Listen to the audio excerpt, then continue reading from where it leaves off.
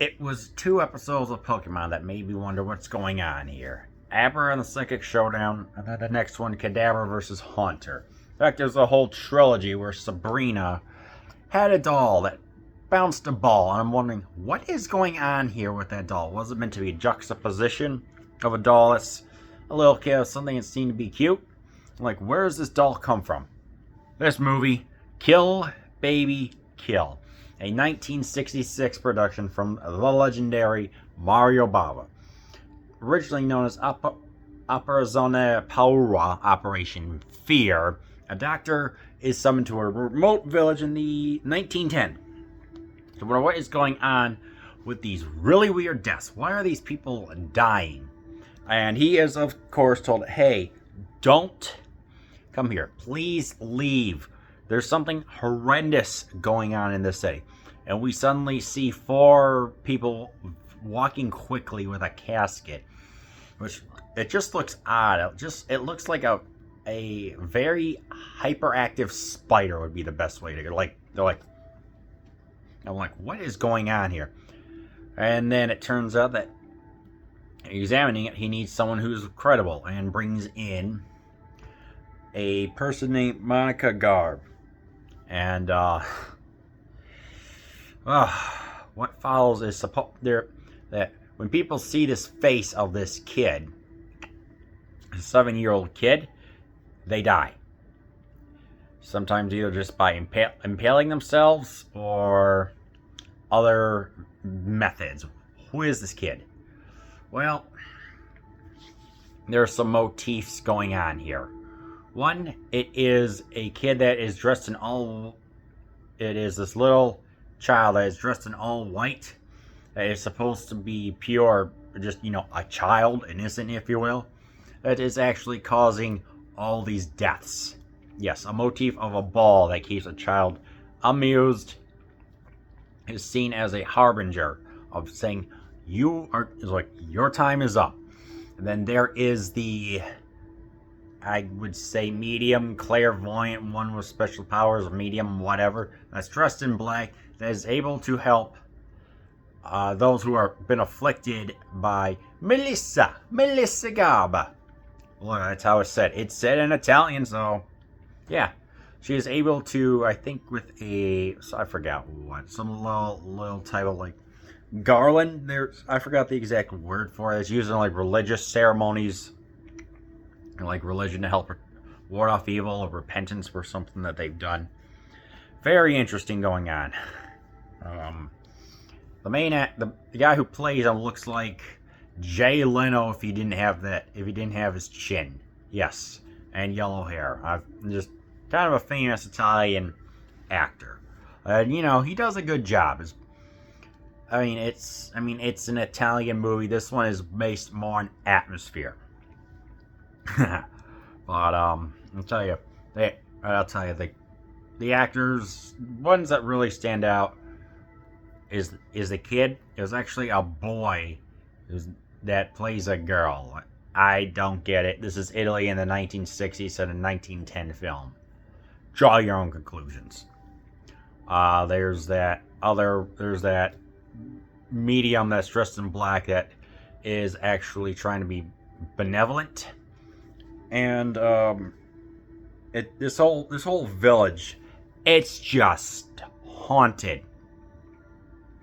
This is an eerie, atmospheric, Gothic movie. There are some bright colors, yes, but there's also a set piece of a bell that is ringing on its own, where some people say it's the wind, but it is revealed, of course, to be spirits that we never really see, because the funding for this movie from some Italian company it was limited, it ran out, and all the actors agreed to finish the movie for free.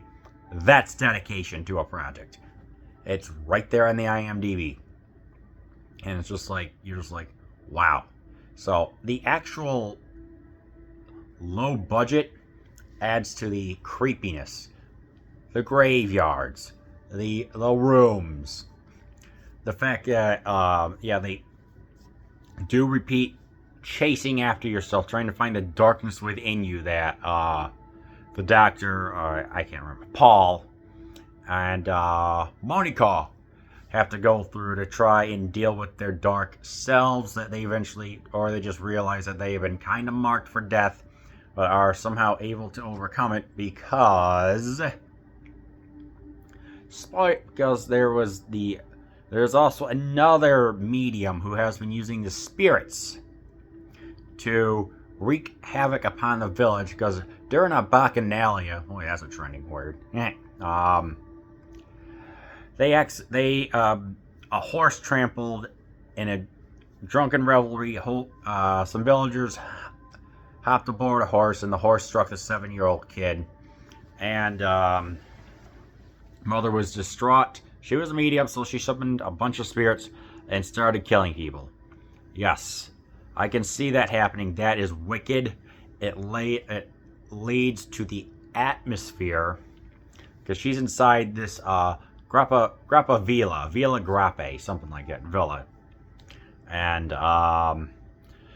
as they're being chased, there's this amazing shot, this vertigo shot of the spiral staircase. If you've seen the movie Vertigo, it's pretty much like that. The zooming in and out leads to the disorientation as the ball is being thrown down.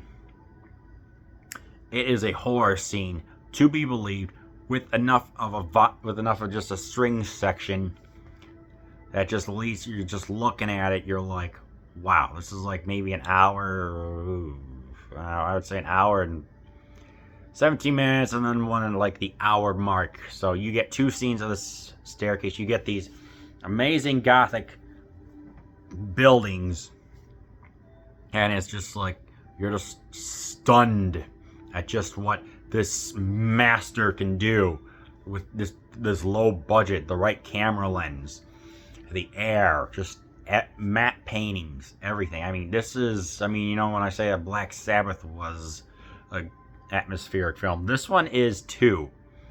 But this one's just low. The low budget adds to the creepiness of the atmosphere. And this medium can bring in the whole the spirits just to wreak the town, including ringing the bell. Eventually, the woman in black comes and confronts the schmuckess. And there's this nice final diatribe between them, and they ultimately, spoilers, they ultimately end each other's lives. The whole thing is over with, and everyone's just like, okay. And of course, our 2 leads leave. Maybe the doctor will eventually get to find a Jay Leno chin. I don't know. Even what I noticed too was that there was the beginning in Dracula, and there's a little bit of like how a driver, carriage driver, whatever, was too hesitant to go any further in the village. Sounds like, I think that was a very small reference to Dracula. It's like the whole villagers are scared. There's some influence from Dracula. I have to say that. This movie will creep you out with the atmosphere, the humans, the pallbearers just walking so fast, because if they don't get the body buried by midnight, it's going to be turned into a zombie, or I forgot what the reason was. It's a great reason. I guess if there was anything that some people may not like, it's that it is a very slow burn. It's an atmospheric movie, so you're not going to get any blood. You're not going to see like any frights a minute. You're just going to get an atmosphere. There's not too many like on-screen deaths. It's kind of implied, hinted at, / when the child comes, you can kind of tell. It's just like, okay, we all know what's going to happen, so yeah, want to keep that in mind. But you know what? If you want a haunting movie where Mario Bava was is really starting to hit his stride, then I recommend you watch Operation Fear, or Kill, baby. Kill.